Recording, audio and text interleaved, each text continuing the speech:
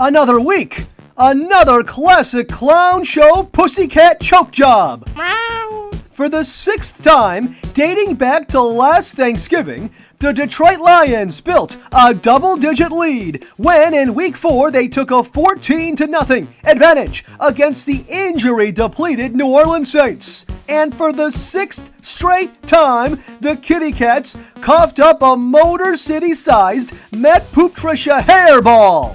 With a putrid 1-3 record and their asses on fire entering the Lions' Week 5 bye, will Pooptricia and Bob Quinn feel the painful wrath of their scorching hot seats?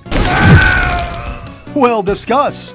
Also, we talk Red Wings draft and the Tigers' managerial opening, plus much more right now on Detroit Sports Extreme.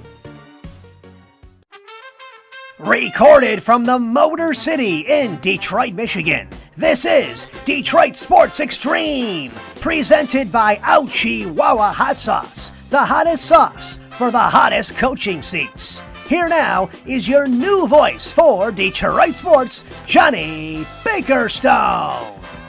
Happy weekend greetings, Detroit sports fans, and welcome to Detroit Sports Extreme. Pooptricia and Boob Quinn's hot seats are at an all-time Ouchie Wawa hot sauce high after last week's 35-29 gag job to the New Orleans Saints. And this weekend's sunny Motor City forecast only plans to scorch their asses further as the duo of uncoveted bozos tries to prepare to dig the Lions out of a 1-3 bye-week hellhole. Week 4 recap.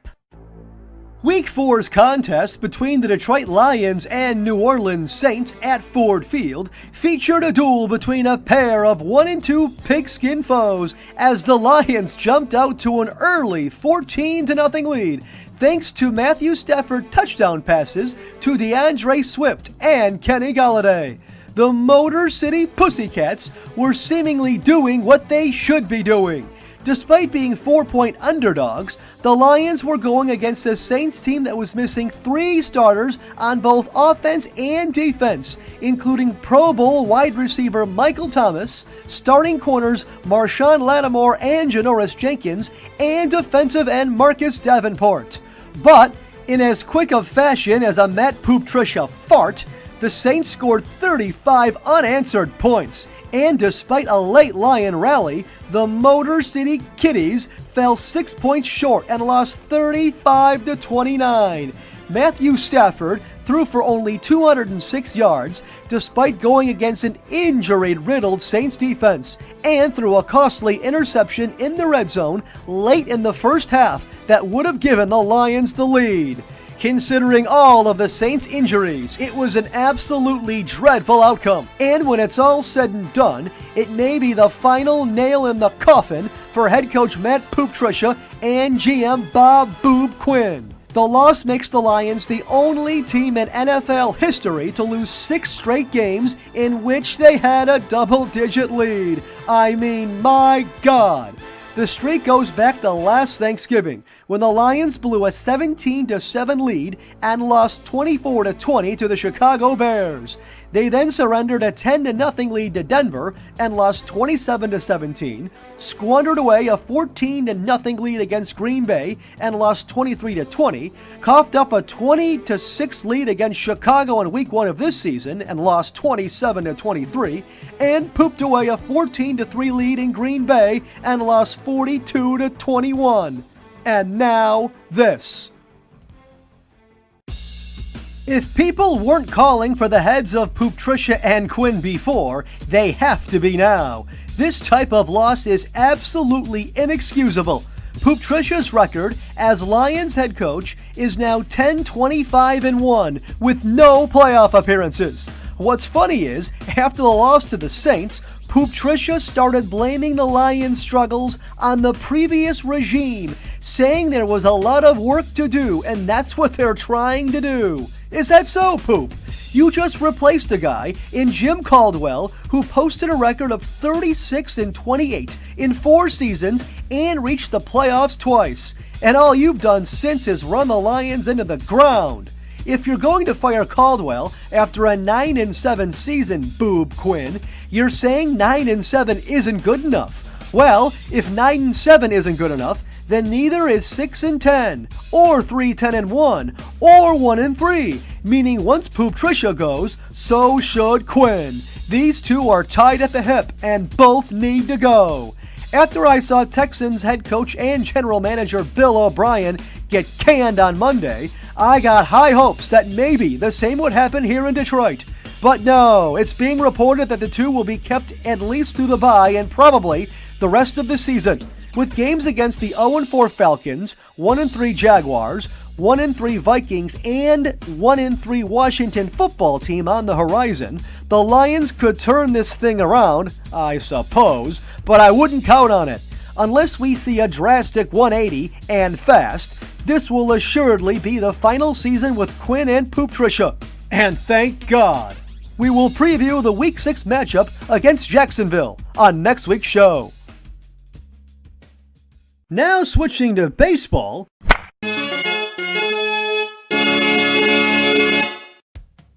The Detroit Tigers' managerial search is underway after Ron Gardenhire abruptly retired with less than a week remaining in the regular season.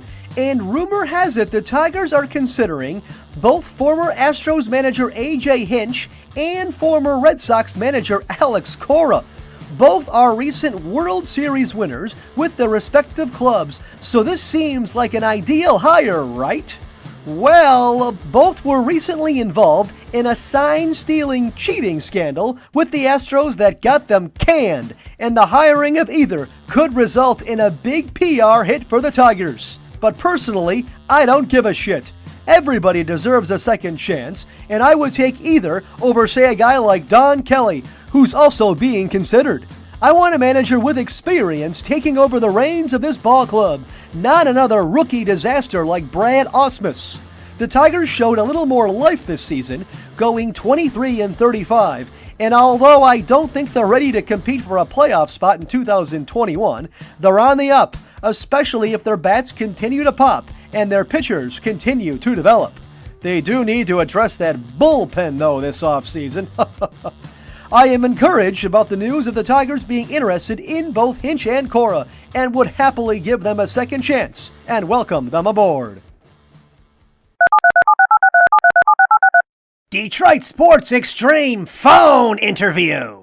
Now joining us on the Detroit Sports Extreme hotlines from Muskegon is our Red Wings insider, the Buff Daddy, who's been following the Red Wings since their time at Olympia Stadium. Buff Daddy, thank you so much for taking a couple minutes out of your busy schedule to join us today. Thanks, Johnny. It's great to be on the show, brother. I really appreciate coming out here today. It's great to have you.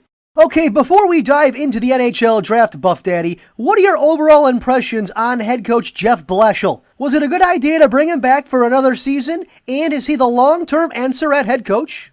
I've got to tell you, Johnny, I'm a bit surprised that Stevie brought Blashill back for another season. Blashill has only had one winning season since taking over, and that was in the 15-16 season. Then he got crushed versus the Tampa Bay Lightning in the playoffs. He has 41 games under 500 since taking over, and 52 games under 500 since the 15-16 winning season. I don't care what the situation is and the talent level, no coach in the NHL should keep their job. Now, wait a second. What are you trying to say? Are you suggesting that Jeff Blashill should soon join Matt Pooptricia in the unemployment line? I think if this team struggles early again, then we're going to see a coaching change either to one of the assistants currently, or it could be even the professor Igor Larionov, my sources tell me. Wouldn't that be interesting to see former Red Wing great Larionov coaching these young kids? I personally would be a big fan of it. Larionov as the next Red Wings head coach sure would be interesting. Okay, Buff Daddy, what were your thoughts on the selection of Swedish winger Lucas Raymond with the 4th overall pick in the NHL draft? Stevie went off the board a bit last year as a cider pick, but this one fell right where most expected, in the top 5. Raymond is a left wing that shoots right-handed, which opens up options and angles to shoot. He's 5'11", 170 pounds, but he's only 18 years old. He will continue to grow and fill his frame. This kid scored the game-winning goal for Sweden in the World Juniors Under-18 tournament to win the gold medal. Raymond is arguably the best two-way player in this draft. He plays tremendous defense and often is playing on the penalty kill, along with being on the first line for offense. He has an incredible hockey IQ, and as he grows and matures, he will continue to develop into a real offensive force. I think the Red Wings did very well for themselves, Johnny, selecting Lucas Raymond at the 4th overall pick last night in the draft. I think Raymond was the right pick too, and I'll get to that later in the show. Okay, Buff Daddy, is Stevie Y the right man for the job? You know, Johnny, I do believe that Steve White's the right guy for the job on this. He knows exactly what he's doing here. He wants his team to win. He doesn't want them to continue to lose. Look what the Tampa Bay Lightning did under his guidance. And now they just won the Stanley Cup, thanks to a lot of the guys that he drafted. Again, people need to understand it's going to take a few years to get these kids developed, but when they are developed, we're going to see winning and winning for several years. Now, you just brought up Stevie Y's time in Tampa. Could you quickly go over some of the players that he found out of absolutely nowhere, because that's something he's going to need to do here in Detroit as well? Stevie didn't draft the greatest players early in the draft with Tampa. However, he did find some tremendous value. One in particular is Nikita Kucherov, who's a constant all-star, and he's always on my fantasy hockey teams. He took him at pick 58 in the 2011 draft. I'm sure a lot of teams are kicking themselves right now for letting him fall all the way to pick 58. He also selected Palat in the 7th round of the 2011 draft, Braden Point in the 3rd round of the 2015 draft. Vezina Trophy winner and first-round selection was Andrei Vasilevsky in the 2012 draft. I'd say that's worked out quite nicely as well. And Anthony Cirelli in the 3rd round of the 2015 draft. Stevie has a great eye for talent, and though the early round picks in most of his drafts didn't meet expectations, he sure made up for it and then some with these great players. Let's hope that drafting magic continues here in the Motor City.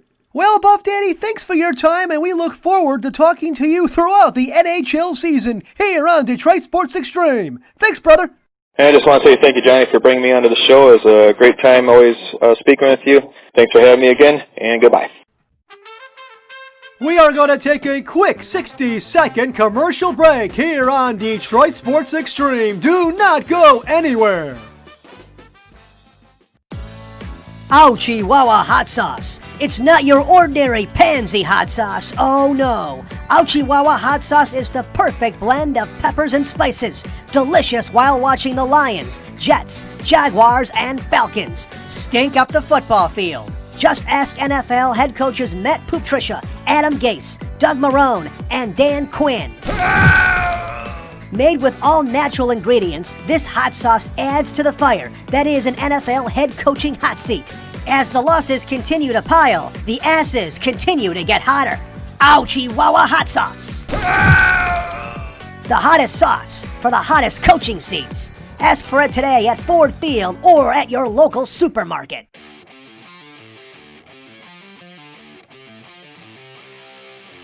Welcome back to Detroit Sports Extreme. Here again is your new voice for Detroit Sports, Johnny Bakerstone. Extreme Expressions.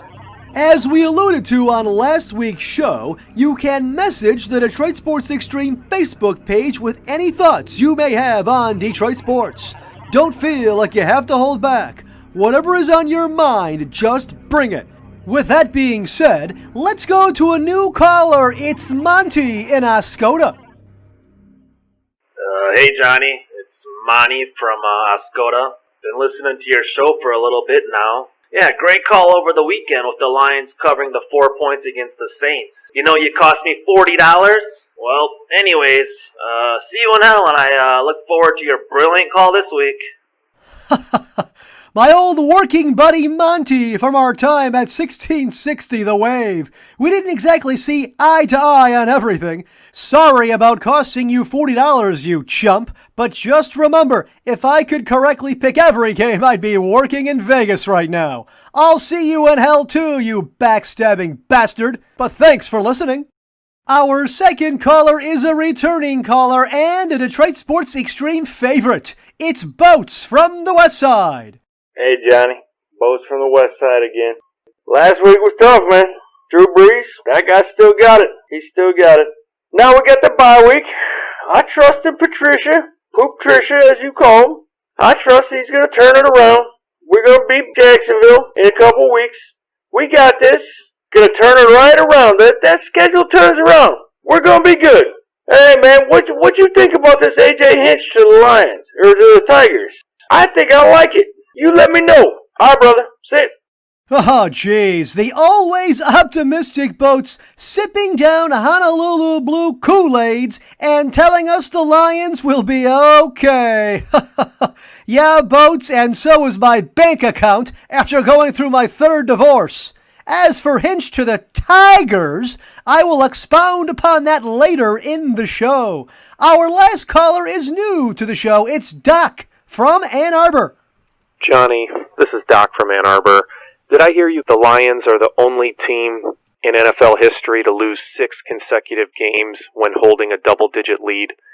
I mean, my God, I'm so sick and tired of all the excuses for Matt Stafford. Here we got a guy in year 12. Okay, he's got a record, and this excuses the games where he was injured and didn't play. He's got a record of 70, 82, and 1. If we had a head coach with that record, he'd have been canned a long time ago.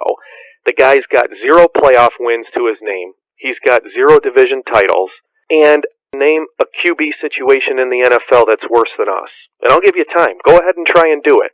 I did.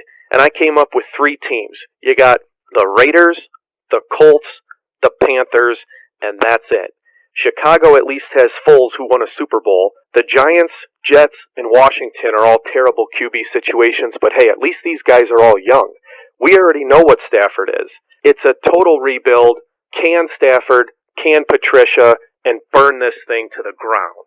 Burn this thing to the ground is right. Doc from Ann Arbor is just another example of a fan that's seen enough. And you know what? So have I. A special thanks goes to Monty, Boats, and Doc for calling in to Detroit Sports Extreme. Detroit Sports Extreme presents Michigan Moments.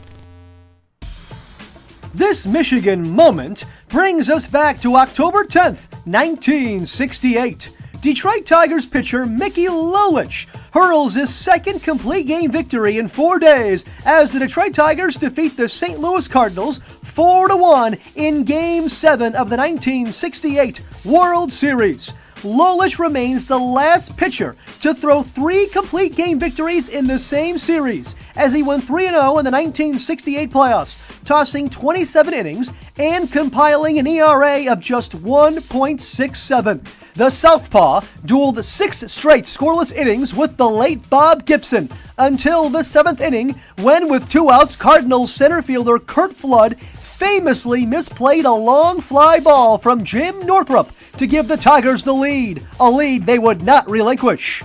Although amazingly more than 50 years old, it's a series that's still talked about today, as the Tigers became only the 3rd team in World Series history to overcome a 3-1 series deficit and win. Detroit Sports Extreme poll question. This week's poll question was, what team are you more excited about going forward and why? The Detroit Red Wings or the Detroit Pistons? 87% of the votes went to the Red Wings and only 13% of the votes went to the Pistons. I thank everyone who weighed in on the Detroit Sports Extreme Facebook page. I have to agree with the masses on this one. The Detroit Pistons have absolutely no hope as currently constructed. They are stuck in NBA purgatory. They refuse to tank and have not got better than the 7th overall draft pick since 2003, when they famously selected Darko Milicic. Teams like the Pistons need to rebuild through the draft, not overspend on free agents such as Ben Gordon and Charlie Villanueva.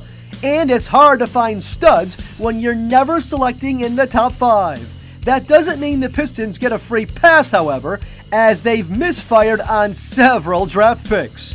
In 2017, Detroit selected Luke Kennard with the 12th overall selection. The next 2 picks of the draft were Donovan Mitchell and Bam Adebayo. In 2016, the Pistons took Henry Ellenson with the 18th overall pick over the likes of Pascal Siakam and Karis LeVert. In 2015, the Pistons took Stanley Johnson with the 8th overall pick over Devin Booker. The 2 draft picks that they did get right, Spencer Dinwiddie in 2014 and Chris Middleton in 2012, they traded away. Dinwiddie was traded for Cameron Bairstow in 2016. I don't even know who the hell Bairstow is. Middleton was traded in 2013 for Brandon Jennings, who's barely in the league anymore. It's easy to play Captain Hindsight, but it goes on and on and on, and this team really hasn't nailed a draft pick in, well, forever. This season, despite finally biting the bullet and posting the 5th worst record in the NBA, the Pistons got the raw end of the stick in the NBA draft lottery and got the 7th pick. So typical. We'll start talking about that as we get closer to the November 18th NBA draft date. But the Pistons, who haven't won an NBA playoff game since 2008, still have Blake Griffin's massive contract on the books until 2022. The Red Wings, meanwhile, have been a dumpster fire as well, but the addition of newly signed general manager Steve Yzerman instantly gives Wings fans hope. During his 8-year stay as GM in Tampa starting in 2010, Yzerman's teams advanced to the conference finals 4 times and reached the 2015 Stanley Cup Finals. Last Monday, the Lightning won the Stanley Cup for just the 2nd time in their 28-year history, and Yzerman had a lot to do with it. The Red Wings' recent selection of Swedish winger Lucas Raymond, with the 4th overall selection in the 2020 NHL Draft, is just another reason for optimism, as Raymond profiles as a high IQ forward with good instincts and top-notch play-making ability. Scouts say he can really do it all. The Wings are likely to keep Raymond in Sweden next year to develop, but being as if they're not quite ready to win, that's probably a good thing for both parties. I love the pick, and I'm excited to see how Raymond develops, as well as the Red Wings for years to come under Yzerman. Bird of the Week. DeAndre Swift was considered here too, as he looked great as both a pass catcher with 4 catches for 30 yards and a touchdown, and a rusher with 4 carries for 22 yards. But it was still a small sample size, so the award is crowned to defensive end Romeo Okwara. Yes, I know what you're thinking. The Lions' defense was absolutely dreadful, giving up 35 unanswered points to the Saints in Week 4. But it wasn't Okwara's fault. The defensive end hassled Drew Brees all afternoon to the tune of 6 of the Lions' 9 quarterback pressures. He had 3 quarterback hits and 1 sack. The 25-year-old is in his 5th season in the NFL, his 3rd in Detroit, and highlighted a Lions defense that was otherwise disgraceful, recording a sack for the 2nd straight game, the 12th of his career, and 11th with the Lions. Okwara's 11 sacks with Detroit are the 2nd most in team history by a player who entered the NFL as an undrafted free agent. Take that, National Football League! Turd of the Week. So many options to choose from here, but the turd of the week has to go to the poopy play of corner Desmond Trufant.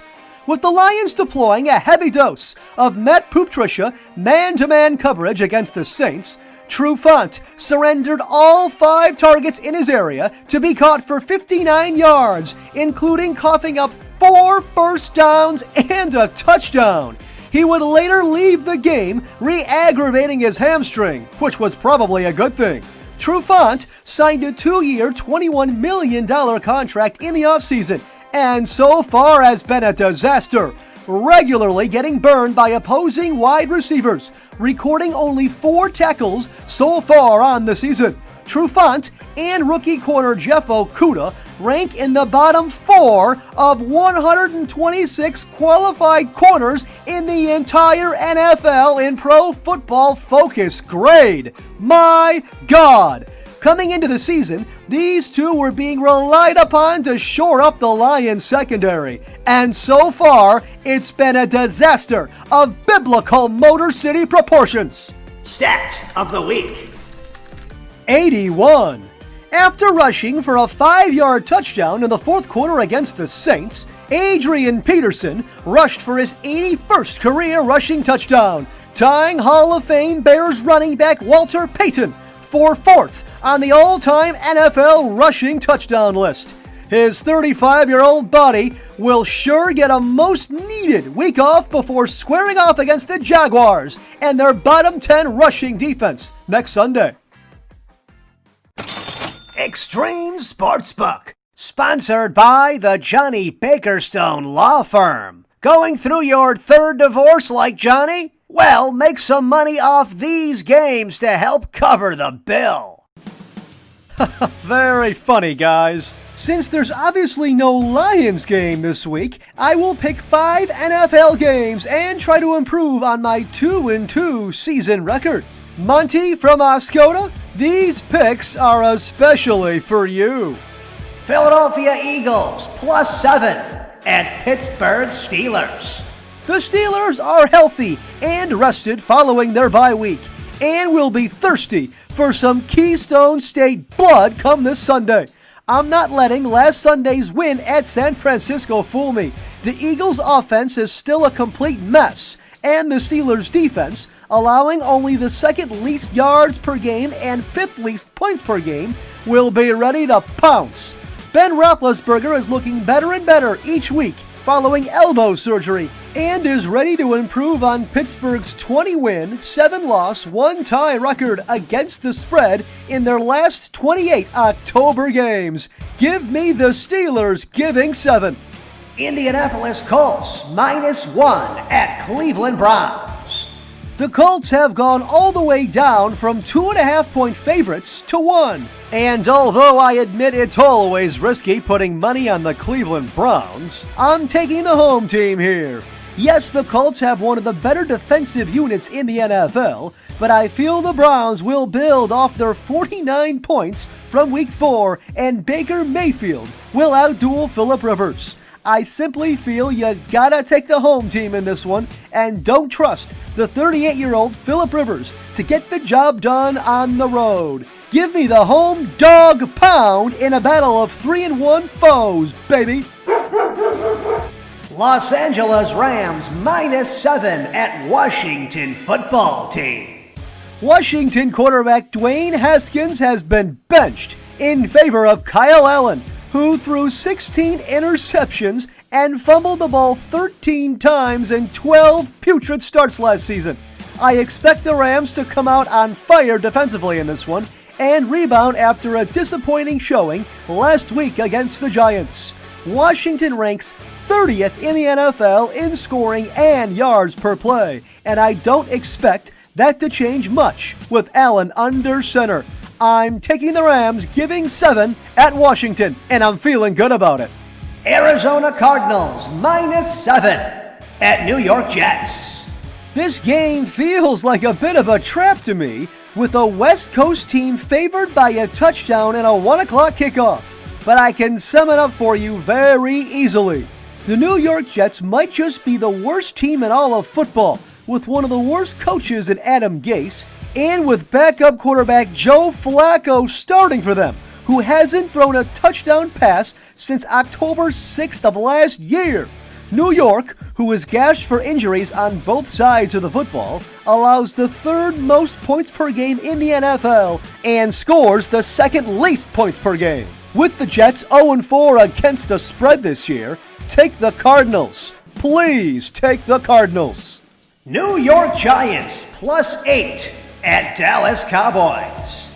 Jerry Jones's 1-3 Cowboys are desperate. And I mean desperate for a win, and I think they drop-kick a ribeye steak up the ass of second-year quarterback Daniel Jones and the Giants in this one. Yes, the Cowboys' defense has been a train wreck this season, but the Giants are without Saquon Barkley and simply don't have enough firepower to keep up with the red-hot Dak Prescott and the Dallas Cowboys. Prescott has thrown for 1,690 passing yards this season and 9 touchdowns, and has ran for 3 more. The Cowboys have covered the spread in each of their last 6 games against the G-Men, and after this weekend, you can make it 7. Fantasy Football Extreme! We told you to start TJ Hawkinson last week against the Saints, and although his catches and yards left a lot to be desired, Hawkinson still hauled in a touchdown and 2-point conversion to salvage the day and return good on your investment. Since the Lions are on the golf course this week, I will pick a skill position player from each position you can target in either daily or your fantasy football league. I'm not going to tell you to start Lamar Jackson. Any bozo can give you that advice. But rather, I will target a sleeper from each position. Quarterback, Gardner Minshew, Jacksonville Jaguars.